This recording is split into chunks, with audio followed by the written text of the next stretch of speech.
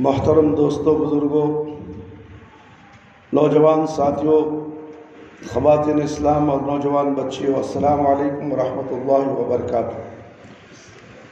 اے ایمان والو، اللہ سے ڈرو، ہمیشہ ٹھیک بات کہا کرو اور تمہارے عمل درست کر دے گا اور تمہارے گناہ بخش دے گا۔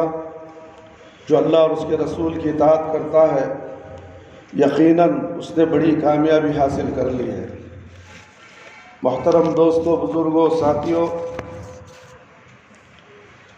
آج یوم الجمعہ ہے۔ خطبہ کا عنوان ہے ایمان خطرے میں ہے۔ میرے بھائی، میرے دوست، صحیح دین کا تصور ہی آج لوگوں میں نہیں ہے۔ دین صحیح کیا ہے، کس پہ عمل کرے، کیسے عمل کرے، بس جو جیسا کہتا ہے اسی کے مطابق عمل کرتے جا رہے ہیں۔ لوگوں کو فکر ہی نہیں ہے کہ کیا یہ ہمارا عمل صحیح ہے یا غلط ہے، مرنے کے بعد اس کا انجام کیا ہوگا، اور آخرت میں ہم اللہ رب العالمین کو کیا جواب دیں گے۔ میرے بھائی، میرے دوست، آپ ہر خطرہ مول لے سکتے ہیں، بڑے سے بڑا نقصان برداشت کر سکتے ہیں، لیکن بسلامتی ہوش و حواس اس کے لیے ہرگز تیار نہیں ہو سکتے کہ آپ کے ایمان کے لیے کوئی خطرہ لاحق ہو۔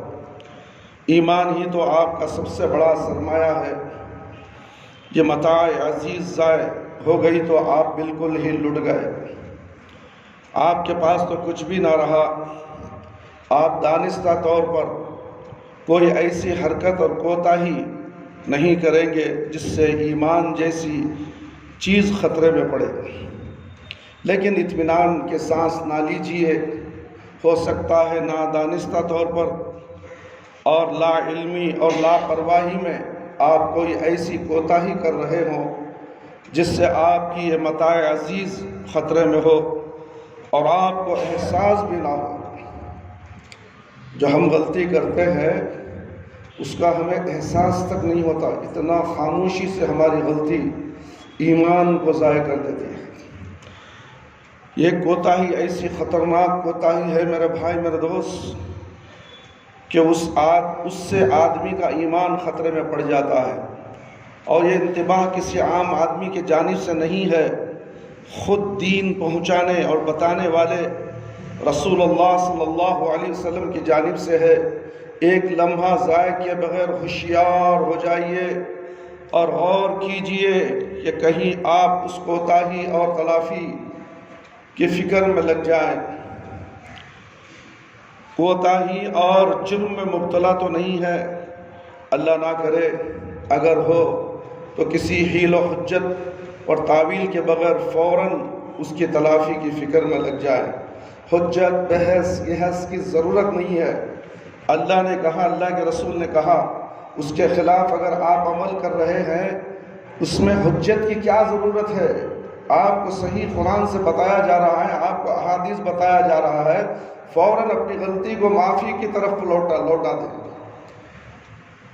اور اپنی غلطی کو درست کر لو، اس لیے کہ آنے والے دن بہت خطرناک ہے، اس لیے کہ ناپائیدار زندگی کا کوئی بھروسہ نہیں ہے۔ بھروسہ لکھ کر لائے ہو 100 سال جئیں گے، لاؤ سرٹیفکیٹ دکھاؤ،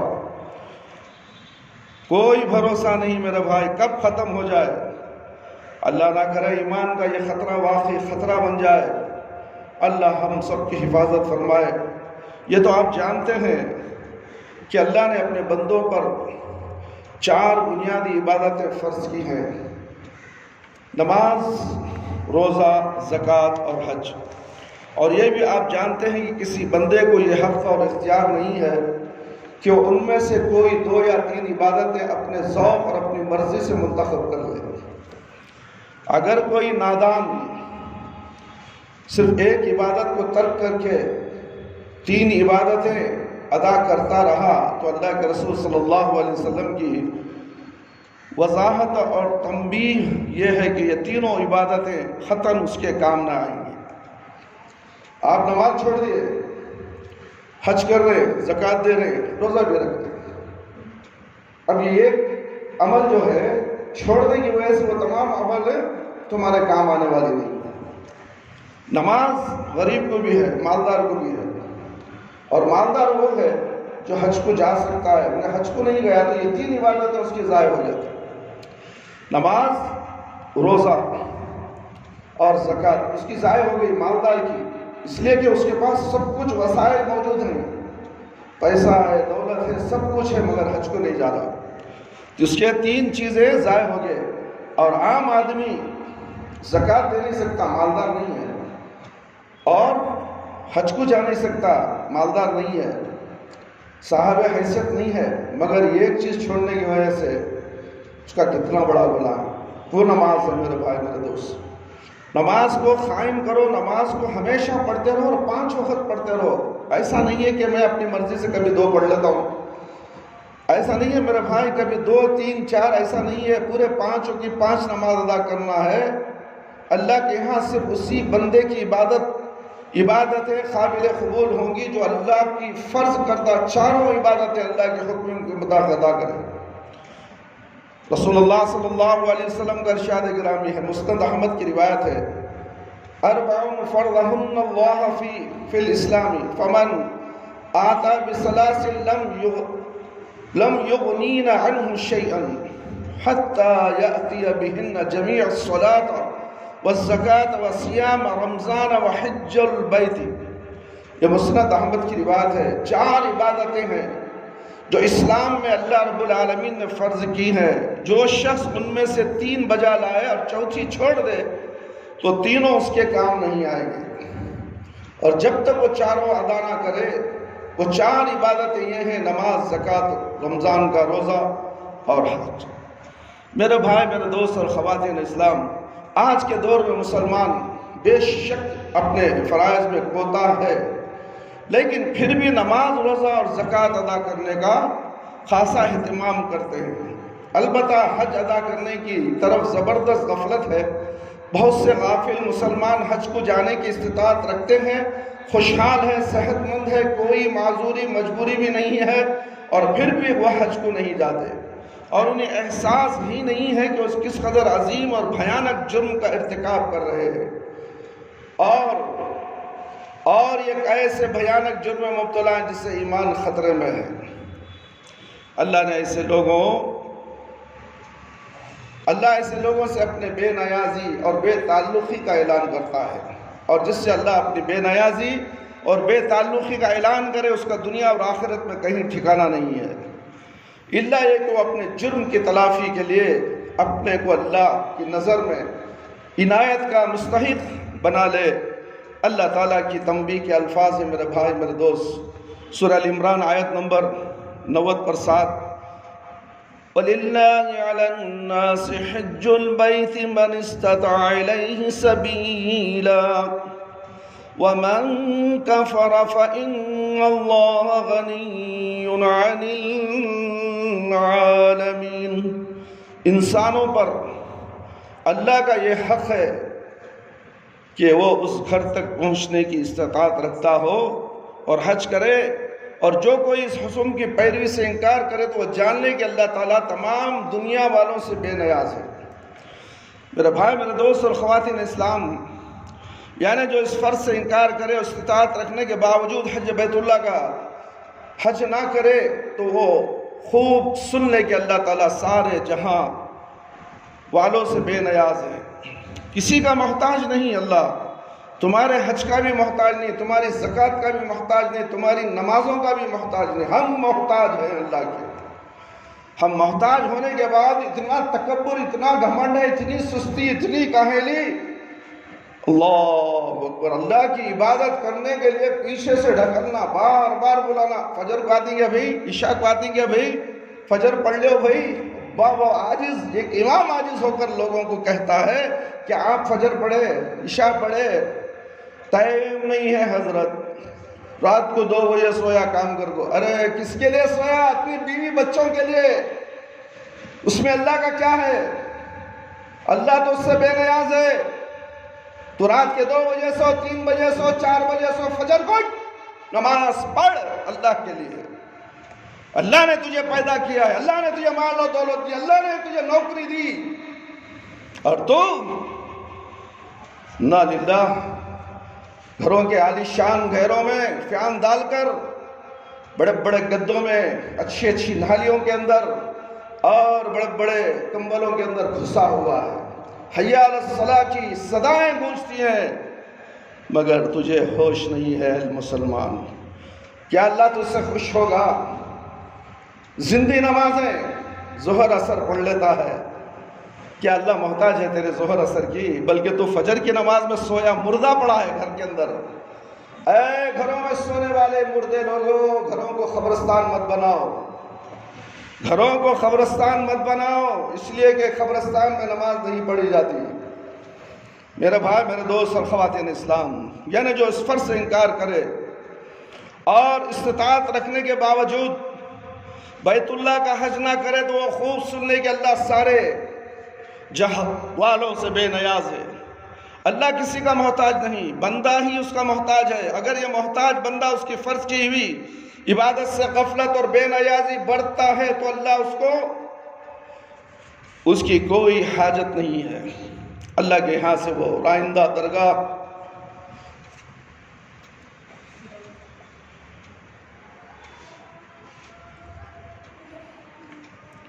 اللہ اسے بالکل بے نیاز اور غافل، اس کی نظر عنایت سے محروم۔ اللہ اس کے پر نظر عنایت، اللہ اکبر، کتنی اہم چیز ہے میرے بھائی میرے دوست، سمجھتے ہو تم اللہ کو نہیں سمجھتے، اس لیے کہ اللہ رب العالمین 3:30 بجے پہلی منزل پر آ گئے آسمان کی، دیکھ رہے ہیں اللہ بندے کہاں ہیں، گھروں میں سوئے ہوئے ہیں، فرشتے کہتے ہیں لعنت ہے ان لوگوں پر، لعنت ہے ان لوگوں پر، تم گواہ رہو۔ فرشتوں کو اللہ رب العالمین بولتا ہے کہ تم گواہ رہو، اور پھر نظر عنایت، نظر کرم کیسے ہوگی؟ سورج طلوع ہونے تک اللہ رب العالمین پہلے آسمان میں نہیں، ہمیں جانا ہے حضرت، جلدی جا کے سونا ہے۔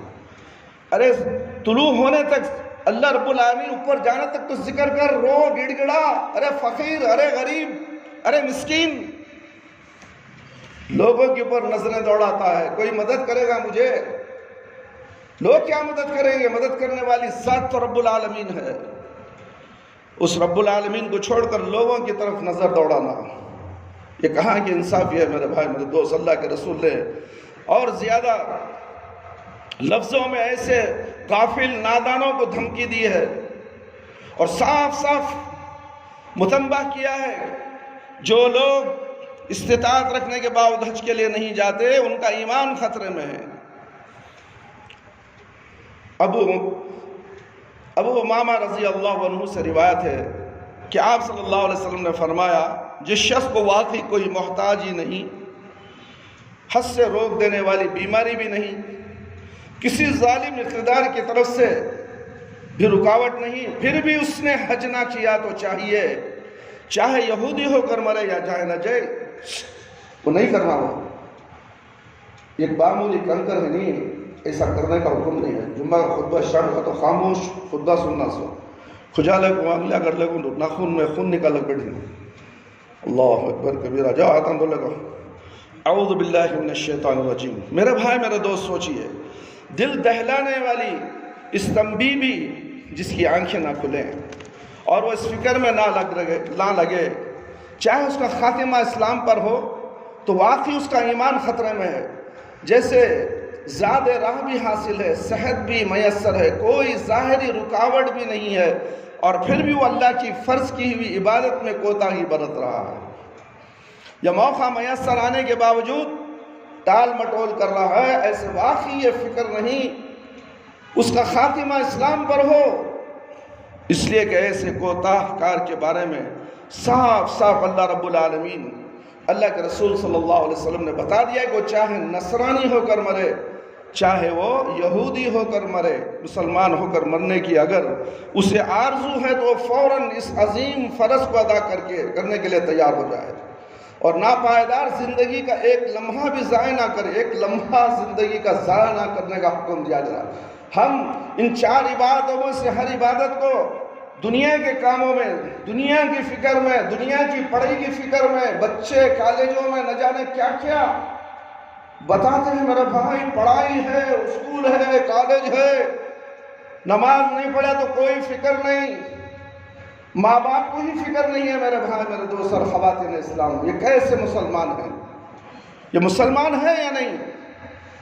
2 رکعت نماز پڑھ کر بیٹھ جاؤ میرے بھائی، 2 رکعت نماز پڑھ کے بیٹھو میرے بھائی میرے دوست۔ وہ چاہے نصرانی ہو کر مرے یا یہود ہو کر مرے، مسلمان ہو کر مرنے کے لیے اس کے لیے کوشش کرنی چاہیے۔ مسلمان ہو کر مرنے کی اگر اسے آرزو ہے تو فوراً اس عظیم فرض کو ادا کرنے کے لیے تیار ہو جائے اور ناپائیدار زندگی کا ایک لمحہ بھی ضائع نہ کرے۔ کسی کو معلوم نہیں کہ اس کا اگلا پل اس زندگی کا ہے یا موت کے بعد کی زندگی کا، پل پل کی کسی کو خبر نہیں ہے میرے بھائی میرے دوست۔ ایک پیر ہم آگے رکھیں گے، وہ پیر دنیا کے اندر رہنے کا ہے یا آخرت کی منزل کو قدم آگے بڑھانا، اور دوسرا پیر وہاں رکھنے کا ہے کسی کو معلوم ہے تو بتاؤ میرے بھائی، کیوں ہیلے بہانے تلاش کرتے ہو؟ اللہ کی عبادت جستجو کے ساتھ کرو، اخلاص کے ساتھ کرو۔ کسی کو معلوم نہیں کہ اس کا اگلا پل اس زندگی کی ہے یا موت کے بعد کی زندگی کا۔ جب معاملہ اس قدر نازک ہے تو ایک ایسا مومن جس سے اپنا انجام عزیز ہو، ایسے جرم میں ہرگز مبتلا نہیں رہ سکتا جس سے اس کا ایمان خطرے میں ہے۔ میرے بھائی میرے دوست، خواتین اسلام، دین کا صحیح تصور ہی مسلمانوں کے پاس نہیں ہے۔ یہ محض ایک علمی قسم کا فلسفیانہ سوال نہیں، اور نہ اس پر غور و فکر کرنے کا مطلب صرف یہ کہ معلومات میں کچھ اضافہ کیا جائے۔ یہ ایک علمی سوال ہے جو شخص بھی دین سے محبت رکھتا ہے، دین کے تقاضے پورے کرنا چاہتا ہے، دین کے راستے پر چلنا چاہتا ہے، دیندارانہ زندگی گزارنا چاہتا ہے، اس کے لیے ناگزیر یہ کہ وہ پہلے دین کا صحیح تصور مستند ذرائع سے معلوم کرے، محض سنی سنائی باتوں کا پر بھروسہ نہ کرے، نہ ان رائج طرفوں اور عوام میں پھیلی ہوئی روایت کو ہی مستند سمجھے، بلکہ زندگی سے اللہ کی کتاب اور رسول اللہ صلی اللہ علیہ وسلم کی سنت سے اصل حقیقت کو پانے کی کوشش کرے۔ ایسا نہ ہو کہ کسی غلط تصور دین کے تحت وہ زندگی گزارے اور اپنے ذم میں یہ سمجھے کہ وہ دین کا حق ادا کر رہا ہے، لیکن دین کی نظر میں اس کی زندگی مطلوب زندگی نہ ہو، یا اللہ نہ کرے وہ مجرم قرار پائے۔ دین کا صحیح تصور معلوم کر کے اور دین کی صحیح پیروی کر کے ہی ایک شخص اس فلاح و کامرانی کا مستحق ہو سکتا ہے جس کا اللہ نے مومنین و صالحین سے وعدہ فرمایا۔ میرے بھائی، کیا نام تمہارا؟ عرفان، منڈی نیچے کرے تو جمعہ کے دن گردن میں شیطان بیٹھتا ہے۔ ممبر رسول سے بولو سنے، نگاہ کس کے پاس انداز، ممبر کی طرف، ادھر ادھر نگاہ نہیں، نیچے گئے تو سو جاتے۔ سونے آنا تو گھر میں ہے سونا، مسجد میں آنے کے بعد سونے کا قصہ نہیں، عبادت کی جگہ ہے۔ جمعہ کا دن ہے، جمعہ آج قیامت آنے والی دن ہے، کیسے نیند آتی ہے میرے بھائی میرے دوست؟ جاؤ منہ دھو کر آؤ، نہیں دیکھنا، نیچے نہیں دیکھنا۔ بول رہا تو حجت کرتے ہو، تم بحث کرتے ہو، یہ شیطان کی عادت ہے میرے بھائی میرے دوست۔ جتنا بولے ہاں جی حضرت، ختم کہانی، میں ایسا کر رہا تھا ویسا کر، شیطان بھی ویسے اللہ سے بحث کیا، رائندہ درگاہ ہو گیا۔ علماء کرام سے، امام سے بحث نہیں کرنی چاہیے میرے بھائی میرے دوست، جتنا ہم جانتے ہوتا تم نہیں جانتے۔ منہ دھو کر آنے سے کیا تکلیف ہے؟ شیطان بھاگ جائے گا۔ دین کے بارے میں میرے بھائی میرے دوست غور و فکر کرو، اللہ نہ کرے وہ مجرم قرار پائے۔ دین کا صحیح تصور معلوم کر کے اور دین کی صحیح پیروی کر کے ہی ایک شخص اس فلاح و کامرانی کا مستحق بن سکتا ہے جس کا اللہ نے مومنین و صالحین سے وعدہ کیا ہے۔ دین کے بارے میں عام تصور یہ پایا جاتا ہے کہ آدمی عبادت اور ریاضت اور ذکر و فکر میں مشغول رہے، بعض چیزوں میں حرام و حلال کی سختی سے پابندی کرے اور ایک شخص اور ایک خاص قسم کی وضاحت اختیار کر لے، بس ایسا شخص دیندار ہے، دین کا مطلوب انسان ہے۔ اور فلاح و کامرانی کے لیے لازم ہے کہ مگر قرآن و سنت کا مطالعہ سے معلوم ہوتا ہے کہ دین کا یہ تصور ناقص اور غیر مطلوب ہے۔ وہ لوگ گھاٹے میں ہیں جو اس محدود اور ناقص تصور دین کے تحت اپنے زعم اور دیندارانہ زندگی گزارتے ہیں اور خوش فہمی میں مبتلا رہتے ہیں کہ انہی جیسے افراد اللہ کو مطلوب ہیں اور وہ واقعی اللہ کی نظر میں دیندار ہیں، قرآن و حدیث کی نظر میں دیندار ہیں۔ قرآن و حدیث کے مطالعے سے ایسا معلوم ہوتا ہے کہ دین کا یہ محدود اور ناقص تصور ہر دور میں انسانی ذہن کو اپنا نشانہ بناتا جا رہا ہے، اور لوگ اس غلط فہمی کا شکار ہوتے رہے ہیں کہ محض اللہ کی عبادت اور ذکر و فکر ہی دین کا اصل مقصود ہے۔ دینداری نہیں، دنیاوی ذمہ داریوں کو پورا کرنا اور انسانی حقوق کا وسیع معنی میں اہتمام کرنا نیا دنیا داری ہے اور دینداری نہیں۔ دنیا کے وسائل اور ذرائع اور نعمت و زینت سے فائدہ اٹھانا دینداری کے منافی ہے۔ اس محدود اور غلط مطلوب تصور دین کا سب سے زیادہ خطرناک پہلو یہ ہے کہ ایسا انسان دھیرے دھیرے انسانی حقوق کی طرف سے بالکل غافل ہو جاتا ہے۔ بسا اوقات اللہ کے بندوں کے ساتھ ظالمانہ رویہ اختیار کرنے کے باوجود اس ذم میں مبتلا رہتا ہے کہ وہ دیندار ہے اور آخرت کی سرخ روئی ہی اس کے لیے مقدر ہے۔ میرے بھائی، میرے دوست اور خواتین اسلام، قرآن نے اس تصور دین کی سختی کے ساتھ تردید کی ہے۔ دنیا کی نعمتوں، آزائشوں سے بیزاری، ترک دنیا کو غلط قرار دیا ہے اور اس غلط تصور دین کو چیلنج کرتے ہوئے کہا ہے کہ کون ہے جس نے دنیا کی نعمتوں اور زینتوں کو حرام کیا ہے؟ لائے و ثبوت اور سند دنیا کی زینتوں کو حرام کر کے صرف اللہ اللہ اللہ کر کے ذکر و اذکار کر کے ہاتھوں میں بستے لے کر توشے لے کر گلیاں گھومتے رہو اور دنیا کی عائش و آرام سے محروم ہو جاؤ، خود بھی محروم اور بیوی بچوں کو بھی محروم۔ یہ کہاں کا طریقہ ہے میرے بھائی، میرے دوست؟ قرآن نے اس تصور دین کی سختی کے ساتھ تردید کی ہے۔ دنیا کی نعمتوں اور آشائیں سے بیزاری اور ترک دنیا کو غلط قرار دیا۔ اس غلط تصور دین کو چیلنج کرتے ہوئے کہا کہ کون ہے جس نے دنیا کی نعمتوں اور زینتوں کو حرام قرار کیا؟ لائے وہ ثبوت دکھائے اور سند دکھائے۔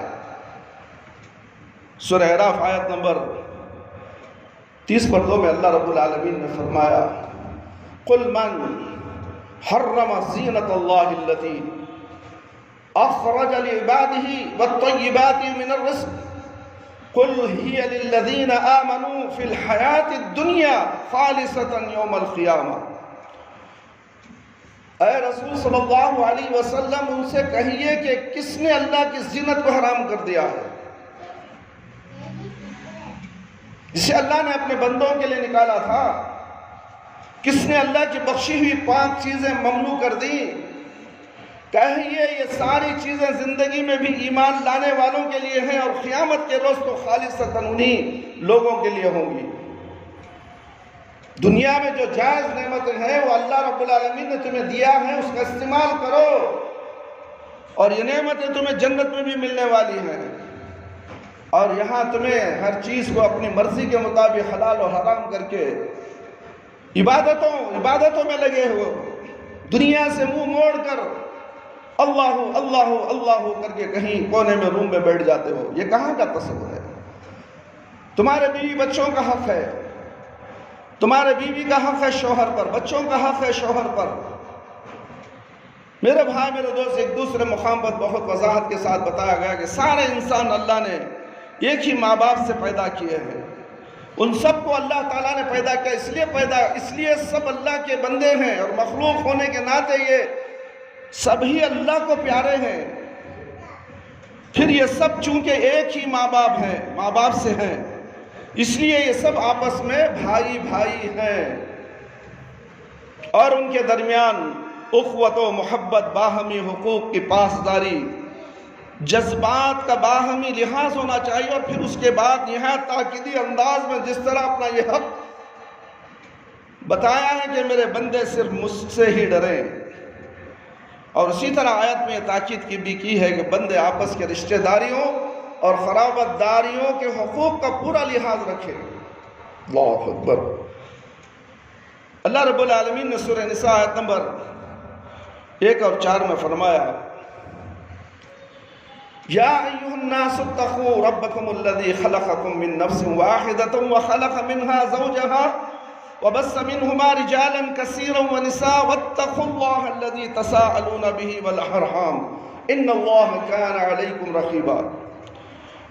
انسانوں، اے لوگوں، ڈرتے رہو اپنے رب سے جس نے تمہیں ایک جان سے پیدا کیا، اسی جان سے اس کا جوڑا بنایا اور ان دونوں سے بہت سے مراد عورتیں دنیا میں پھیلا دیے۔ ڈرتے رہو اس اللہ سے جس کا واسطہ دے کر تم ایک دوسرے سے اپنے حقوق کا مطالبہ کرتے ہو، اور رحم اور رشتے کے حقوق کا پاس و لحاظ رکھو۔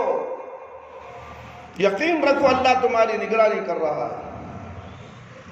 میرے بھائی، میرے دوست، ان دونوں آیتوں سے یہ حقیقت پوری طرح نکھر کر سامنے آ جاتی ہے کہ قرآن پاک دین و دنیا کی نعمتوں سے بیزاری اور دنیا سے فرار کے تصور کو غلط قرار دیتا ہے، اور تاکید کرتا ہے کہ انسانوں کے درمیان رہ کر ان سے پیار و محبت کا تعلق رکھ کر ان کے حقوق کی پوری پاسداری کر کے ہی دین حق کا تقاضا پورا کیا جا سکتا ہے۔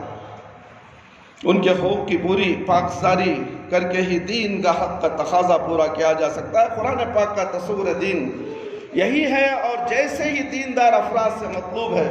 اللہ کے رسول صلی اللہ علیہ وسلم نے بھی مختلف مواقع پر اس بیمار ذہن کی اصلاح فرمائی ہے، اور تعظیم تفہیم کے لیے پیغمبرانہ بصیرت کے شہکار کا اسلوب اختیار فرمائے کہ اصل حقیقت دل میں پیوست ہو جائے اور غلط فہمی کے لیے کوئی گنجائش ہی باقی نہ رہے۔ صحابہ اکرام رضی اللہ عنہم کی ایک نشست میں آپ صلی اللہ علیہ وسلم نے ایک سوال اٹھایا، اتدرون من المفلس؟ جانتے ہو نادار کون ہے؟ صحابہ رضی اللہ عنہ نے جواب دیا، المفلس فینا من لا درہم لہ ولا متاع۔ ہم میں مصلف و نادار وہ شخص ہے جس کے پاس نہ روپیہ پیسہ ہو اور نہ کوئی مال و متاع۔ یہ جواب دینے کے بعد صحابہ اکرام رضی اللہ عنہم، اے بچے خاموش بیٹھ جا خاموش۔ یہ جواب دینے کے بعد صحابہ اکرام رضی اللہ عنہ انتہائی اشتیاق اور دلچسپی اور حقیق طلب نگاہوں کے ساتھ اللہ کے نبی صلی اللہ علیہ وسلم کی طرف متوجہ تھے کہ آخر اللہ کے رسول صلی اللہ علیہ وسلم آج کون سی حقیقت ذہن نشین کرانے والے۔ آج کوئی امام بولتا تو سن رہی نہیں سنتے۔ آسمان سے اگر اس دنیا میں فرشتہ آیا تو بھی لوگ سننے کے لیے تیار نہیں۔ میرے بھائی، صحابہ اکرام نگاہ اللہ کے نبی کے چہرے کو دیکھتے ہوئے بیٹھتے کہ اللہ کے نبی اب کیا بولنے والے ہیں۔ جمعہ کا خطبہ اتنا اہم ہوتا ہے، اور اسے نیچے دیکھ کر، ادھر دیکھ کر، ادھر دیکھ کر، باہر کی مصروفیات کو ادھر آؤ جی، ہاں سامنے آؤ۔ ساس کے گھر میں آپ بڑے سا بیٹھ کے نہ ٹیکا لگا لے گا، جمعہ کی کیا معلوم جی تم نا، سامنے آؤ جی، پیچھے بیٹھ گئے تو کیسا بولو، دیوار کو ٹیکا لگا کر بیٹھ گئے۔ میرے بھائی، میرے دوست اور خواتین اسلام، جمعہ کی اہمیت بھی بڑی ہے، فضیلت بھی بڑی ہے۔ جو شخص پہلے آ جاتا ہے امام کے منبر پر چڑھنے سے پہلے، اسے اونٹ کا ثواب ہے، کوئی اونٹ کا ثواب لینے والا؟ دنیا کے سارے انسان بھکاری ہیں، فقیر ہیں، اور اللہ روز دینے والا ہے، ہر جمعہ دینے والا ہے، اور ہر فجر کی نماز کے بعد حج کا ثواب دینے والا ہے۔ نہ حج کا ثواب لینے آتا ہے، نہ جمعہ کے دن اونٹ کا ثواب، گائے کا ثواب، بکرے کا ثواب، مرغی کا ثواب، کچھ بھی ضرورت نہیں۔ مجھے تو 8 بجے اسکول کو جانا ہے، سوٹ گیا فجر کو اسکول چلے جائے گی، بھاڑ میں گئی تیری اسکول، ایسے اسکول کی ضرورت نہیں۔ جو شخص فجر کی نماز چھوڑ کر کالجوں کو جاتا ہے، یاد رکھ لے اس کی پڑھائی اسے فائدہ دینے والی نہیں ہے۔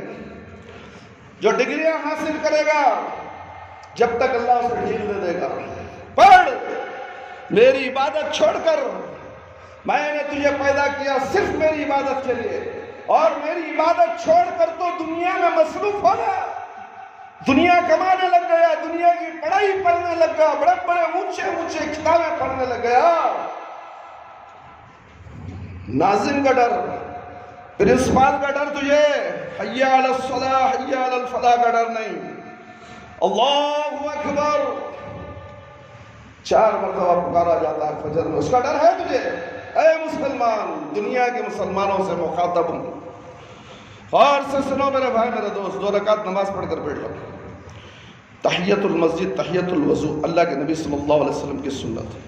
جب خطبہ چل رہا ہے، صحابہ کرام مسجد میں آئے تو 2 رکعت ہلکی نماز پڑھ بیٹھنے کو بولے۔ میں اللہ کے نبی کی بات سنا دیا، ماننا نہیں ماننا تمہارا کام۔ میرے بھائی میرے دوست اور خواتین اسلام، اگر انکار کرو گے تو ایمان سے جاؤ گے۔ بات نبی کی ہے، کسی امام کی نہیں، کسی بزرگ کی نہیں۔ اللہ کے نبی مجھ سے بڑا کوئی امام ہے اس دنیا میں، لاؤ میرے پاس دلیل لو، ہاتو برہانکم ان کنتم صادقین، ہے تو دلیل لو۔ اللہ سے بڑا کوئی ہے مفتی؟ ہے کوئی حضرت جی؟ نہیں ہے۔ بہت سے لوگ بیٹھے نماز پڑھے، اللہ ان کو قبول کر لیا ان کی نماز۔ ہر درمی ضد یہ شیطان کی طرف سے میرے بھائی میرے دوست، میرے بھائی میرے دوست، اللہ کے نبی صلی اللہ علیہ وسلم نے فرمایا ہم میں مفلس و نادار وہ شخص ہے جس کے پاس نہ روپیہ پیسہ اور نہ کوئی مال و متاع۔ یہ جواب کے بعد دینے کے بعد صحابہ کرام رضی اللہ عنہ انتہائی اشتیاق اور دلچسپی اور حقیقت طلب نگاہوں کے ساتھ اللہ کے رسول صلی اللہ علیہ وسلم کی طرف متوجہ تھے، اور آخر اللہ کے رسول صلی اللہ علیہ وسلم آج کون سی حقیقت ذہن نشی کرانا چاہتے ہیں؟ میرے بھائی مسلم کی حدیث ہے، میری امت کا مصلح اور دیوالیہ وہ شخص ہے جو قیامت کے روز نمازوں روزوں زکوٰۃ کا توشہ لیے ہوئے اللہ کے حضور آئے گا۔ اس طرح آئے گا کہ فلاں شخص کو گالی دی ہے، فلاں شخص پر تہمت لگائی ہے، فلاں شخص کا مال کھایا ہے، فلاں شخص کا ناحق خون بہایا ہے، اور فلاں کو مارا پیٹا ہے۔ اس کی یہ ساری نیکیاں اللہ ان فریادی لوگوں پر تقسیم کر دے گا، کچھ اس کو دے گا کچھ اس کو۔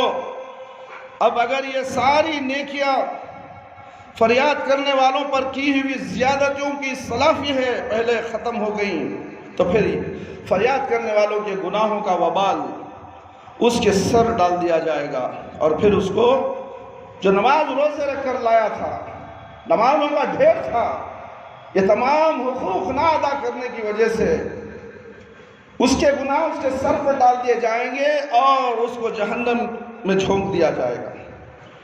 اپنے اٹھائے ہوئے سوالوں کے جواب میں آپ صلی اللہ علیہ وسلم نے جو توضیح فرمائی ہے، اس میں سننے پڑھنے والوں کو جو چیز بے حد متاثر کرتی ہے وہ آپ صلی اللہ علیہ وسلم کا پیغمبرانہ انداز تفہیم ہے، اور واقعہ یہ ہے کہ اس سے زیادہ مؤثر دل نشین اور انقلاب انگیز انداز تفہیم ممکن نہیں ہے۔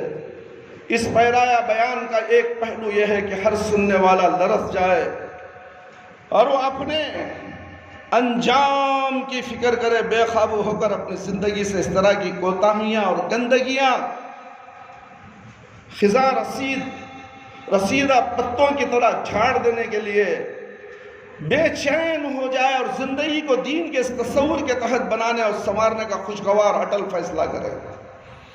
اور یہ نہایت ہی اہم پہلو ہے۔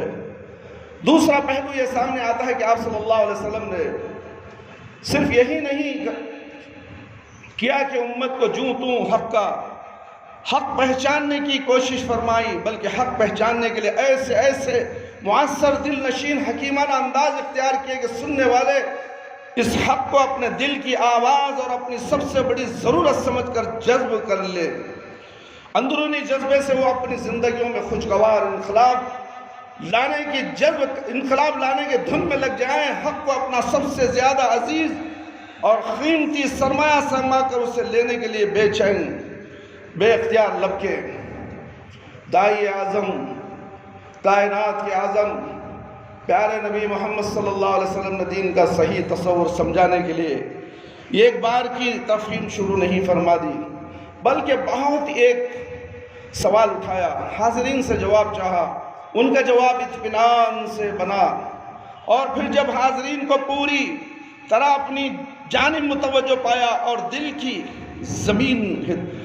زمین ہدایت کا بیج قبول کرنے کے لیے تیار ہو گئی، تو آپ صلی اللہ علیہ وسلم نے حاضرین کے ذہنوں کو ہمت کے ساتھ، حکمت کے ساتھ دوسری دنیا کی طرف موڑا اور نہایت نفسیاتی انداز میں بتایا کہ مومن کو ہر معاملے میں، اللہ اکبر، مومن کسے؟ مسلمان تو بہت ہی، مسلمان بہت ہے میرے بھائی میرے دوست، جو اللہ کے نبی کی بات ہے تو بات مانتے ہی نہیں، ایسے مسلمان بہت ہیں۔ مومن، اللہ اکبر، مومن کو ہر معاملے میں آخرت کے نقطہ نظر سے سوچنا چاہیے۔ دنیا کی خوشحالیاں، غربت، یہاں کا ساز و سامان، یہاں کا فکر و فاقہ، عارضی چیزیں، اصل تو دیوالیہ اور مفلس وہ شخص ہے جو حشر کے میدان میں خالی ہاتھ رہ جائے گا۔ پھر آپ صلی اللہ علیہ وسلم نے سادہ انداز میں یہ حقیقت ہی نہیں سمجھائی کہ اصل مفلس میدان حشر کا مفلس ہی کیوں ہے، بلکہ آپ صلی اللہ علیہ وسلم نے نہایت ہی عبرت انگیز انداز میں اللہ کے سامنے حاضری کی، ایسی تصویر کھینچی کہ حاضرین تھوڑی دیر کے لیے خود کو میدان حشر میں موجود محسوس کریں، اور ایسا لگتا ہے کہ گویا اس کے سامنے ایک بندہ نماز، روزہ اور زکوٰۃ جیسی بنیادی اور اہم باتوں کا توشہ لیے ہوئے اللہ کے حضور پہنچتا ہے، لیکن ان کے ساتھ کچھ فریادی بھی اس کا دامن اور گریباں پکڑے ہوئے آتے ہیں۔ فریادی اللہ سے فریاد کرتے ہیں کہ پروردگار، اس نے حقوق دبائے ہیں، ہمارے ساتھ زیادتی کی ہے، ہماری عزت و آبرو لوٹی ہے، ہمارا دل دکھایا ہے۔ اللہ نے ان مظلوموں کی فریاد سنی، فرمایا پھر یہ دین کے صحیح تصور سے ناآشنا بندہ ان فرادیوں کے گناہوں کی پاداش میں ذلت کے ساتھ جہنم میں جھونک دیا جائے گا۔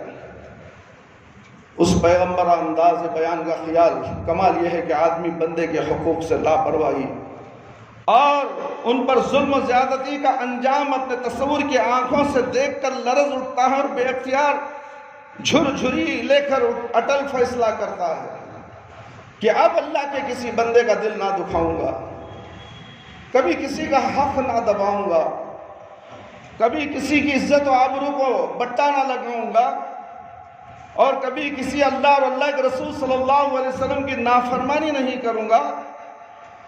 اس خوشگوار فیصلے تک مخاطب کو پہچاننے میں داعی اعظم، کائنات اعظم امام محمد صلی اللہ علیہ وسلم کی پیغمبران تفہیم کا بہت بڑا حصہ ہے۔ جو اصل اور حقیقت آپ صحابہ اکرام رضی اللہ عنہم کے دلوں میں بٹھانا چاہتے ہیں، وہ ہے دین کا صحیح تصور۔ دین کا صحیح تصور نہ ہو تو زندگی میں نہ وہ دلکشی اور جاذبیت پیدا ہوتی ہے جو دین کو مطلوب ہے، اور نہ اللہ کے نزدیک آدمی دیندار قرار پاتا ہے۔ پھر دیندارانہ زندگی گزارنے کا حاصل ہی کیا اگر آدمی کو آخرت میں فلاح و نجات نصیب نہ ہو؟ دین و دنیا کی تفریق ایک انتہائی گمراہ کن تصور ہے۔ اس غلط تصور کے نتیجے میں ایک شخص خود کو دیندار تصور کرتا ہے، دینداری کے زعم میں مبتلا ہوتا ہے، لیکن حقیقت میں وہ دین سے بہت دور ہوتا ہے۔ جو اپنے آپ کو دیندار سمجھتا ہے وہ دیندار نہیں ہے، دنیا دار ہے۔ کیا دین ٹوپی میں ہے؟ کیا دین جھبے میں ہے؟ یا دین داڑھی میں ہے، پیجامے ہے، رومال میں ہے، تسبیح میں ہے؟ کہاں ہے میرے بھائی میرے دوست؟ دین تو وہاں سے لو جہاں سے صحابہ اکرام رضی اللہ عنہم نے لیا ہے۔ اللہ نے جو کہا، اللہ کے نبی نے جو کہا، وہی دین ہے، وہی عبادت ہے۔ اگر اس کے خلاف کسی ملا، مولوی، پیر، مرشد، فقیر نہ جانے کن کے پیچھے تم چلے بنے ہو، انہی کی بات پہ ضد ہو، یاد رکھو قیامت کے دن خسارہ اٹھانے والوں میں سے ہو جاؤ گے۔ توبہ استغفار کرو، اللہ سے مدد مانگو، اے اللہ صحیح دین مجھے عطا فرما۔ ہم نماز میں پڑھتے ہیں اہدنا الصراط المستقیم، جب عمل کے میدان میں ہوتے تو کراس راستے میں جا کر کہتے ہیں کہ ہمارے امام کے پاس ایسا نہیں ہے، ہمارے فقہ حنفی میں ایسا نہیں ہے، جمعہ کے دن نمازش نہیں پڑھنا، ہمارے امام سے بولا جائے تمہارے امام سے بڑا اللہ کا نبی، اللہ کے نبی سے بڑا تمہارا مذہب۔ یہ تمام مذاہب کون بنائے؟ اللہ رب العالمین نے بنائے ہے، خود دکھاؤ۔ نہیں، اللہ نے دین اسلام بنایا، یہ دین مکمل ہو چکا ہے، نہ تم اس میں زیادہ کرو نہ کم کرو۔ اور تم نے کیا کیا؟ اللہ کے نبی کی بات بتا تو نہیں، ہمارے پاس ایسا ہے، حجت میں رہو۔ اللہ کو تمہاری پرواہ نہیں، تمہاری عبادت کی پرواہ نہیں ہے، اللہ تمہاری عبادتوں کا محتاج نہیں۔ میرے بھائی، میرے دوست اور خواتین اسلام، تم محتاج ہو، تم اللہ کے محتاج ہو۔ ایسی ہی عبادت کرو جیسی عبادت کرنے کا اللہ نے حکم دیا، ایسی شریعت پر زندگی گزارو جیسی شریعت اللہ کے نبی صلی اللہ علیہ وسلم پر اتاری گئی۔ شریعت بنی اللہ کے نبی صلی اللہ علیہ وسلم کے اوپر، کسی ملا مولوی مفتی پیر مرشد کے اوپر نہیں بنی۔ میرے اٹھاؤ ان کو، کتابوں کو، قرآن اور حدیث کو اٹھاؤ، دیکھو تو صحیح۔ اندھے بہرے گونگے مت بنو، کل قیامت کے دن اللہ رب العالمین خبر سے گونگا بہرا اندھا بنا کر اٹھائے گا تمہیں۔ انا للہ و انا الیہ راجعون۔ میرے بھائی، میرے دوست اور خواتین اسلام، لیکن حقیقت میں وہ دین سے بہت دور ہوتا ہے، بلکہ دین کی نگاہوں میں بدترین مجرم ہے۔ وہ اس خوش فہمی میں مبتلا نہ رہے کہ آخرت کے لیے توشہ تیار کر رہا ہے اور وہاں اس کا دامن بھرا ہوا ہے، لیکن حقیقت میں دیوالیہ ہوتا ہے اور حشر کے میدان میں خالی ہاتھ رہ جاتا ہے۔ ایسا شخص خود بھی دین اور دین کی برکتوں سے محروم ہو جاتا ہے، دوسرے لوگ بھی اس کی زندگی سے دین سیکھنے اور دین کی عظمت محسوس کرنے کے بجائے دین سے بدکنے لگتے ہیں۔ اور یہ تصور اور یہ غلط تصور دین ایسے لوگوں کو بظاہر دینداری اختیار کیے رہنے کی باوجود دین سے بہت دور کر دیتا ہے۔ ایسے لوگوں کو بظاہر دینداری اختیار کیے رہنے کے باوجود دین سے بہت دور کرتا ہے۔ اس میں شک اور تذبذب کی کیا گنجائش ہے؟ دین میں عبادت کی بڑی اہمیت ہے میرے بھائی، میرے دوست۔ عبادت ایسی ہو جیسے اللہ کے نبی صلی اللہ علیہ وسلم نے کی ہے، عبادت ایسی ہو جیسے اللہ کے نبی نے کی ہے۔ کوئی کسی ملا پیر کے طریقے سے عبادت کرتا ہے تو وہ عبادت اس کے لیے دنیا میں ختم ہے، آخرت کے لیے کوئی فائدہ نہیں دے گی، نامہ اعمال میں اس کو لکھا نہیں جائے گا۔ صلو کما رأیتمونی اصلی، نماز ایسے پڑھو جیسے میں نے نماز پڑھتے مجھے نماز پڑھتے ہوئے دیکھا۔ یہ بخاری اور مسلم کی حدیث ہے۔ یہ سکھایا نماز کس نے؟ وہی کس کے اوپر نازل ہوئی؟ مفتی کے اوپر؟ بتاؤ میرے بھائی، مفتی کے اوپر نازل ہوئی؟ پیارے نبی محمد صلی اللہ علیہ وسلم پر جبریل علیہ السلام دنیا کے کسی مولوی پیر مرشد کے پاس آتے تھے دین سمجھانے کے لیے، ہر بات میں نفی نہیں، تو پھر تم ان کی بات کیوں مانتے ہو؟ دین میں ان کی بات کو مانو جو اللہ نے جبرائیل کو بتایا، جبرائیل نے نبی کو بتایا، اور خود اللہ نے وہی نازل کی پیارے نبی محمد صلی اللہ علیہ وسلم پر۔ دین وہاں سے شروع ہوا، دین کا آغاز وہاں سے شروع ہوا، پھر دین کا آغاز وہیں ختم ہو گیا۔ دین میں کچھ بھی زیادتی بھی نہ کرو، کم بھی نہ کرو۔ آخری وقت میں اللہ کے نبی صلی اللہ علیہ وسلم نے حجۃ الوداع میں کہا، میرے بعد تم نئے فتنے دیکھو گے، نئے فتنے، تابڑ توڑ فتنے آئیں گے۔ کتنے فرقے ہیں دیکھ لو تم، ہر فرقہ کہتا ہے کہ ہم جنت میں جائیں گے، جب عمل دیکھو تو بتاتا ہے کہ عمل اللہ اور اللہ کے رسول صلی اللہ علیہ وسلم کی مخالفت میں ہے، تو کیا یہ فرقہ جنت میں جائے گا؟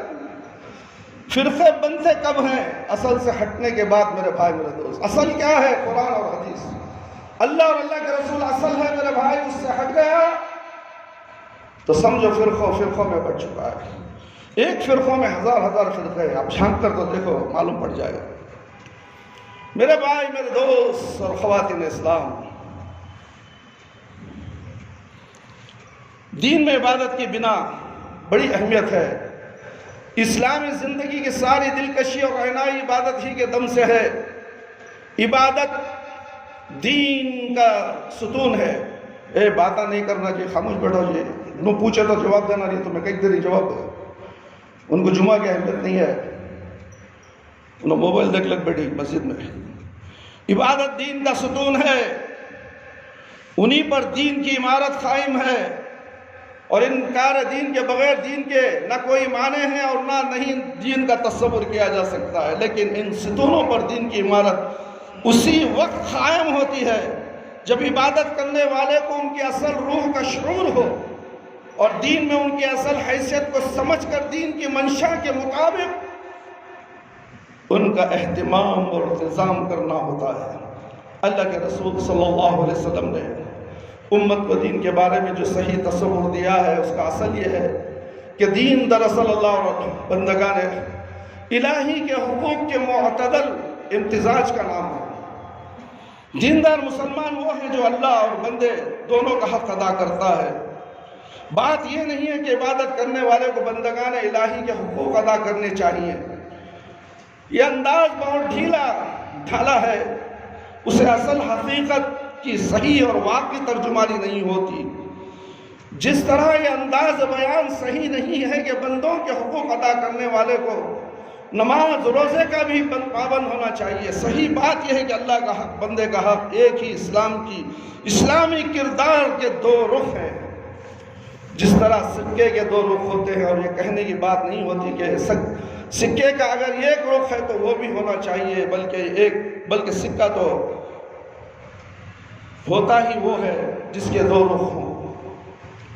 میرا بھائی, میرے دوست اور خواتین اسلام, اسلامی عقائد کے سرچشمے سے جس طرح عبادت کے اہتمام کا جذبہ ابھرتا ہے, اسی طرح انسانی حقوق کا احساس بھی لازماً پیدا ہوتا ہے, اور ایمان باللہ کے عقیدے سے بیک وقت کردار کے دونوں حسین رخ جنم لیتے ہیں. بندوں کے حقوق غصب کرنے والا, بندوں کے ساتھ ظالمانہ رویہ اختیار کرنے والا نماز روزے کا اہتمام کرتا نظر آتا ہے تو یقین کر لیجیے کہ وہ ان عبادات کی روح کو نہیں پا سکا, وہ دین کے صحیح فہم سے محروم ہے اور دین کی اطاعت دین کے منشا کے مطابق نہیں کر رہا ہے. اسی طرح اگر ایک شخص بندوں کے ساتھ حسن سلوک کا مظاہرہ کر رہا ہے لیکن نماز روزہ اور دوسری عبادت بنیادی عبادتوں سے اکثر غافل ہے تو وہ بھی دین سے محروم ہے. اس کی یہ زندگی بھی وہ اسلامی زندگی نہیں جو اسلام کو مطلوب ہے. اللہ اور بندگان اللہ کے حقوق کا مثالی احساس اور مطلوب امتزاج وہ پاکیزہ نمونہ ہے جو ہمیں داعی اعظم پیارے نبی محمد صلی اللہ علیہ وسلم کی زندگی میں نظر آتا ہے. آپ صلی اللہ علیہ وسلم عائشہ رضی اللہ عنہا کی خیامگاہ میں بیٹھے ہوئے ہیں, گھر کے لوگوں سے مختلف قسم کی گفتگو کر رہے ہیں اور ایک خوشگوار گھریلو ماحول ہے. اسی دوران سن لو میرے بھائی, ہم لوگ گھروں میں بیٹھے ہوتے ہیں, ہم لوگ گھروں میں, کاروباروں میں, اسکولوں میں, کالجوں میں, نہ جانے کہاں اتنی مصروف ہے ہماری زندگی, اللہ ہمیں یاد نہیں آتا. مگر مؤذن تو ہر وقت پر اذان دیتا ہے, اللہ سے ڈرتے ہوئے کہتا ہے حی علی الصلاۃ. یہ آواز ان گھر میں رہنے والوں کو بھی سنائی دیتی ہے, بازار میں رہنے والوں کو بھی سنائی دیتی ہے, بازاروں میں تجارت کرنے والوں کو بھی سنائی دیتی ہے, اور کالجوں میں پڑھنے والے نوجوان جو دین کا ٹھیکہ لے کر بیٹھے کہ ہم اہل حدیث ہیں. کہاں گیا اہل حدیث ہیں؟ اذان ہوئی تو گھر مسجد کو آتا چلے اہل حدیث ہے. کہے کا اہل حدیث نماز چھوڑ دے اہل حدیث, اللہ اور اللہ کے رسول کی نافرمانی کرے اہل حدیث نہیں ہو سکتا. میرے بھائی, میرے دوست, سن لو اللہ کے نبی صلی اللہ علیہ وسلم کیا فرما رہے ہیں. گھر میں موجود ہیں, گفتگو میں مصروف ہیں. اسی دوران مسجد سے آذان کی آواز بلند ہوتی ہے, اللہ اکبر اللہ اکبر اللہ اکبر, حی علی الصلاۃ حی علی الصلاۃ حی علی الفلاح حی علی الفلاح. یہ کیا ہے میرے بھائی, میرے دوست؟ اللہ سب سے بڑا 4 مرتبہ پکار رہے ہیں. کیا تمہارے کانوں میں سنائی نہیں دیتا ہے کہ اللہ سب سے بڑا ہے؟ کیا تم اپنا کاروبار چھوڑتے ہو؟ کیا تم اپنے گھروں کو چھوڑتے ہو؟ بتاؤ, اپنے بستروں کو چھوڑتے ہو؟ اپنے ایئر کنڈیشن بنگلوں کو چھوڑتے ہو، عالیشان کاروں میں پھرنے والوں اپنی کاروں کو رکا کر مسجد میں جا کر نماز پڑھ کر جاتے ہو، اپنی سواری کو روک کر مسجد میں اذان ہو رہی ہے پہلے نماز پڑھیں گے، سواری بعد میں چلے گی، جاتے ہو؟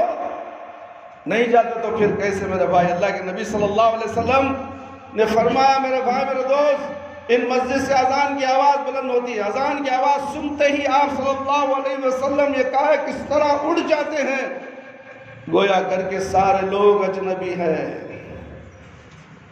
اپنے گھر والے، اذان کی آواز آ گئی، گھر والے اجنبی ہو گئے، کاروبار والا اجنبی، گاہک اجنبی، تو کون کی میں کون کی، ختم۔ یہ رواج مکہ مدینہ میں چل رہا ہے، یہ رواج مکہ مدینہ میں چل رہا ہے، کاروبار ایسا ہی ایسا ہی ہوتا چھوڑ کر بھاگے، خریدنے والا تو نہیں، صلاح صلاح صلاح اللہ امشی یا مسلمان، نماز پڑھو، صلی پہلے اول صلی بعد تجارہ۔ کیا بات ہے میرے بھائی میرے دوست، آج ہم اپنے آپ کو مسلمان کہتے ہیں، اپنے آپ کو اہل حدیث کہتے ہیں، کوئی نماز چھوڑ کر بھی اہل حدیث ہوتا ہے، کوئی نماز چھوڑنے کے باوجود مومن رہتا ہے۔ کبھی سوچو تو صحیح، یہ ایک آپ اس طرح اٹھ جاتے ہیں گویا گھر کے سارے لوگ اجنبی ہیں، اور آپ صلی اللہ علیہ وسلم سے ان کو کوئی سروکار نہیں۔ یہ اللہ سے حسن تعلق کا رخ ہے میرے بھائی میرے دوست، اللہ سے جوڑنے، دل کو جوڑنے کا رخ ہے، اللہ سے محبت کرنے کا رخ ہے۔ دوسرا رخ دیکھیے، آپ صلی اللہ علیہ وسلم مسجد میں نماز پڑھا رہے ہیں، دل بستگی کے ساتھ قرآن پاک کی تلاوت کر رہے ہیں، اور بے اختیار آپ صلی اللہ علیہ وسلم کا جی چاہتا ہے کہ قرات کچھ اور طویل کر دے، کسی دوران کسی بچے کے رونے کی آواز آتی ہے، اور آواز سنتے ہی آپ صلی اللہ علیہ وسلم نماز مختصر کر دیتے ہیں۔ ماں کے نازک دل کو بچے کے رونے کی وجہ سے کسی تکلیف نہ پہنچ جائے۔ یہی دین کا صحیح تصور ہے، یہی مطلوب اسلامی زندگی ہے۔ اسلام ایک جامع دین ہے، اور دین اور دنیا کو دو الگ الگ خانوں میں بانٹنے کا رد اور روادار نہیں ہے۔ وہ عبادت کے اہتمام کی بھی تاکید کرتا ہے، بندے کے حقوق کی مکمل فہرست دے کر ان کی ادا کرنے کی بھی تاکید کا حکم دیتا ہے، بلکہ ان کو ادا کیے بغیر نجات کی ضمانت نہیں دیتا، اور ایسے نادان دیندار کو حشر کا سب سے بڑا مفلس قرار دیتا ہے۔ صحابہ اکرام رضی اللہ عنہم ذہنوں میں دین کا یہ تصور بٹھانے اور صحیح خطوط پر ان کے ذہنوں کی تربیت کرنے کے لیے آپ صلی اللہ علیہ وسلم نے ایک طرف تو یہ حاکمانہ پیرایا بیان اختیار فرمایا، اور دوسری طرف اپنے عمل سے انتہائی سبق آموز، رخت انگیز موٹے نمونے پیش فرمائے۔ نبی کریم صلی اللہ علیہ وسلم سخت بیمار ہوئے۔ میرے بھائی میرے دوست، ہر ایک بیماری آتی ہے، ہر ایک بیمار ہوتا ہے۔ کون سا انسان ہے بیمار سے خالی ہے؟ بتائیے میرے بھائی میرے دوست۔ ہمیں بیمار آئے، سب سے پہلے ہم نے پہلا کام کیا کرتے ہیں؟ نماز کو چھوڑ دیتے ہیں۔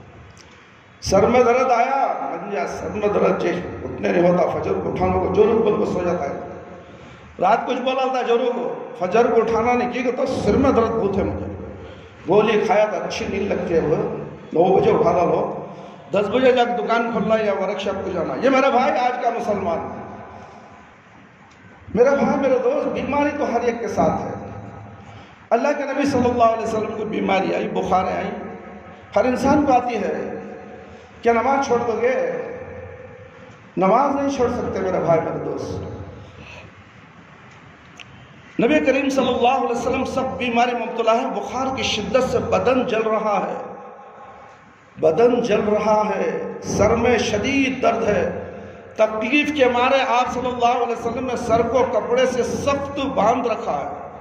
آج بھی کبھی لوگ سر میں درد ہوا، امرتنجن جھنڈو بام لگانے کے باوجود بھی سر کا درد کم نہیں ہوا تو کیا کرتے؟ کرچی پلے کا سخت ڈال کے بند لیتے تاکہ درد کم ہو جائے۔ تو اللہ کے نبی صلی اللہ علیہ وسلم نے بھی ایسا کیا ہے میرے بھائی میرے دوست، سر کو سخت کس کر باندھ رکھا، اسی شدید تکلیف اور بیماری میں آپ صلی اللہ علیہ وسلم فضل بن عباس رضی اللہ عنہ سے کہتے ہیں، فضل مجھے مسجد لے کے چلو، شدید گرم، جسم گرم تپ رہا ہے، اٹھ کر جانے کی طاقت نہیں ہے۔ اس وقت کیا کریں؟ فضل بن عباس مجھے مسجد لے کے چلو، لوگوں سے کہو کہ مسجد میں جمع ہو جائیں۔ فضل رحمہ اللہ نے آپ کو مسجد پہنچایا اور مسجد میں لوگ اپنے رسول صلی اللہ علیہ وسلم کی تقریر سننے کے لیے جمع ہو گئے۔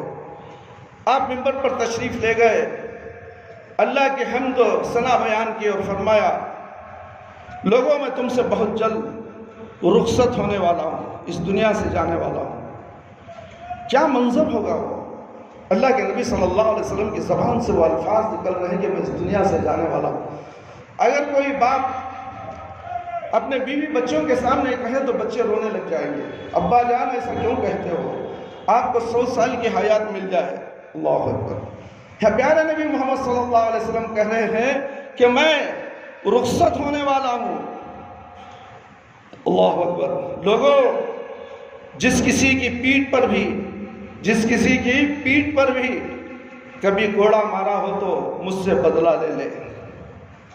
دیکھیں، میری پیٹھ حاضر ہے، میں چاہتا ہوں کہ وہ مجھ سے دنیا ہی میں بدلہ لے لے۔ اگر میں نے کسی کو ناحق برا بھلا کہا ہو تو میں حاضر ہوں، دنیا میں ہی بدلہ لے گا۔ میں نے کسی کو ناحق برا بھلا کہا تو میں حاضر ہوں، وہ بھی یہی مجھ سے اپنا بدلہ لے لے۔ اور جس شخص کا میرے ذمے کوئی مال ہو تو وہ مجھ سے وصول کر لے، اور یہ خوف نہ کرے کہ بعد میں اس کی کسر نکالوں گا، یہ میری شان کے منافی ہے۔ تم میں سے سب سے زیادہ مجھے وہ آدمی پیارا ہے جو مجھ سے اپنا حق دنیا میں ہی وصول کر لے، یا پھر خوشی خوشی معاف کر دے، تاکہ میں اپنے رب کے حضور خوش حاضر ہو جاؤں۔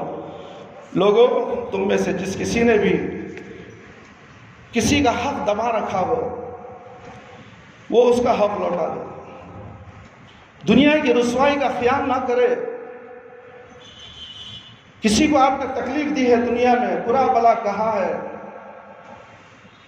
چاہے مسجد کا مؤذن کیوں نہ ہو، مسجد کا ذمہ دار کیوں نہ ہو، مسجد کا امام کیوں نہ ہو، اگر تم نے اس امام کے پیچھے باہر غیبتیں کی ہیں، برا بھلا کہے مگر وہ ایسا نہیں ہے، پھر بھی تم نے میٹنگیں کی ہیں اس کے خلاف، ابھی وقت ہے۔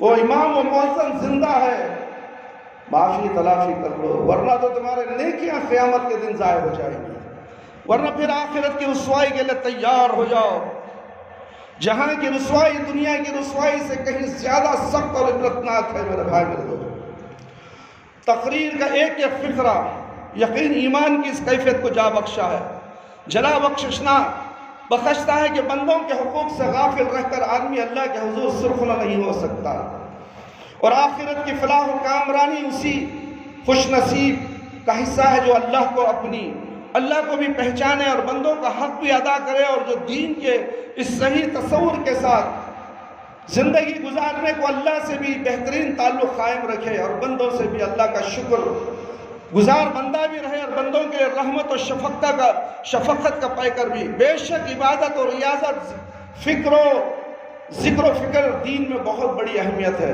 ان میں سے محروم اور جان اجاڑ زندگی اسلام کو ہرگز پسند نہیں۔ لیکن عبادت و نوافل، ذکر و فکر کی ایسی مشغولیت جو آدمی کی دنیاوی ذمہ داریوں سے اکثر غافل کر دے، اور وہ دنیا کے کسی مصروف ہی کا نہ رہے، اسلام کی نظر میں ایسا ہرگز پسندیدہ نہیں ہے۔ اسلام کا مطلوب انسان وہ ہے جو عبادت و ذکر سے بھی شغف رکھے، انسانی حقوق بھی ادا کرے، اور دنیاوی ذمہ داریاں ادا کرنے میں بھی چاق و چوبند رہے۔ ایک بار کچھ صحابہ رضی اللہ عنہ کسی سفر سے واپس آنے کے بعد آپ صلی اللہ علیہ وسلم کی خدمت میں حاضر ہوئے۔ آپ اپنے سفر کے ساتھی کی بہت تعریف کرنے لگے، فلاں ساتھی بہت نیک ہے، ایسا نیک تو ہم نے کسی کو پایا ہی نہیں۔ سفر کے دوران یہ مسلسل قرآن کی تلاوت میں لگے رہتے ہیں، اور جب بھی ہمارا قافلہ کسی جگہ پڑاؤ کرتا ہے، صاحب کسی دوسرے کام کی طرف توجہ نہ دیتے، بس نوافل و ذکر میں مشغول ہو جاتے ہیں۔ صحابہ کرام رضی اللہ عنہ یہ ذہن سامنے آنے کے بعد آپ صلی اللہ علیہ وسلم نے ضروری سمجھا کہ فکر و نظر کی تربیت کی جائے، اور آپ صلی اللہ علیہ وسلم نے بڑے حکیمانہ انداز میں صحابہ کرام رضی اللہ عنہ سے 2 سوال کر کے دوران سفر کی دوسری اہم ذمہ داریوں کی اہمیت واضح فرمائی آپ صلی اللہ علیہ وسلم نے فرمایا پھر اس کے سامان کی حفاظت کون کرتا تھا؟ جبکہ یہ قرآن پڑھ رہا ہے، ہمیشہ نمازیں پڑھ رہا ہے، نفل پڑھ رہا ہے، اس کے ساز و سامان کی کون حفاظت کرتا ہے؟ تو اس کے اونٹ کو چارہ پانی کون دیتا ہے؟ سفر میں پہلے اونٹوں میں سفر ہوتا تھا، آج تو سواری ہے، گاڑی ہے، ہر چیز میسر ہے۔ میرے بھائی، میرے دوست، صحابہ کرام رضی اللہ عنہ بولے ہم سب اس کے سامان کی حفاظت کرتے اور ہم ہی ان کے اونٹ کو چارہ پانی دیتے۔ تو صحابہ کرام کا یہ جواب سن کر اللہ کے نبی صلی اللہ علیہ وسلم نے فیصلہ کن انداز میں ایک ایسی بات کہی کہ ان کی آنکھیں کھل گئیں۔ آپ صلی اللہ علیہ وسلم نے فرمایا تب تو تم لوگ اس سے بہتر ہو جو ہمیشہ قرآن کی تلاوت کر رہا ہے، نفل نمازیں، فرض نمازیں سب پڑھ رہا ہے، اس کے ساز و سامان کی، تو وہ لوگ بھی نماز بھی پڑھ رہے ہیں، اس کے ساز و سامان کی بھی حفاظت کر رہے ہیں، اس کے اونٹ کو چارہ بھی دے رہے ہیں، یہ لوگ اس سے بہتر ہیں۔ معلوم ہے، کرو عبادت، اللہ کر کے بیٹھ جاؤ، دنیا کو بھول جاؤ، بیوی بچوں کو بھول جاؤ، بیوی بچوں کے حقوق بھول جاؤ، چلے جاؤ 40 دن 50 دن 4 مہینے چلے جاؤ، کیا کہ تو اللہ کی راہ میں چلے گئے، چلے جاؤ اللہ کی راہ میں۔ یہ حقوق کون ادا کرے گا؟ گھر والوں کی بیماری، تیمہ داری کون کرے گا؟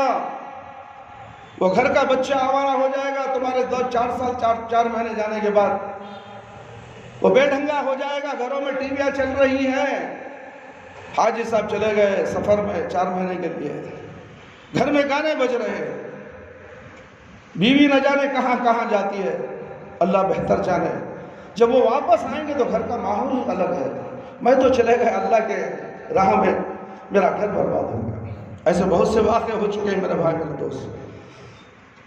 بیوی بچوں کے ساتھ رہو، 5 وقت کی نماز پڑھو، حلال روزی کما کر 1 روپیہ اپنے بیوی بچوں کے پیٹ میں ڈالو، وہ نیکی ہے میرے بھائی، میرے دوست۔ گھر بار چھوڑ کر مہینے چلے جانا یہ نیکیوں میں شمار نہیں ہے میرا بھائی، میرے دوست، اس لیے کہ تمہارا گھر پریشان ہے، تمہاری غیر موجودگی کی وجہ سے تمہارے بچے بگڑ رہے ہیں، بد اخلاق ہو رہے ہیں۔ یا ایھا الذین آمنوا قوا انفسکم واہلیکم نارا، ایمان والو اپنے آپ کو، اپنے گھر والوں کو جہنم کی آگ سے بچاؤ۔ اپنے آپ کو، اپنے گھر والے کون؟ تمہارے ماں باپ، تمہارے بیوی بچے، اگر تم بڑے ہو تو تمہارے ماں باپ بوڑھے ہیں تو ان کی بھی حفاظت کرو۔ تمہارے بوڑھے ماں باپ کی ذمہ داری کون کرے گا؟ تم باہر پھرکتے رہو، اچانک تمہارے باپ کو بیٹے کی ضرورت پڑ جائے گی، کیا بیٹا آ جائے گا اس وقت کھڑے رہے گا سامنے، میں ابا حاضر ہوں؟ کہاں ہے آج کی نوجوان نسل؟ ماں باپ کو لات مار کر جوروں کے ساتھ بھاگ گیا، بیوی کے ساتھ چلا گیا، کبھی ابا جان کی تکلیف نہیں دیکھا، اماں جان کی تکلیف نہیں دیکھا۔ کیا ضرورت رات کے 2 بجے پیش آ جاتی ہے باپ کو یا ماں کو؟ ہے ایسا ماحول ہے آج؟ تو پھر اپنے آپ کو مسلمان کیوں کہتا ہے؟ مسلمان ہونے کا کوئی حق نہیں ہے۔ جو اللہ کے فرمان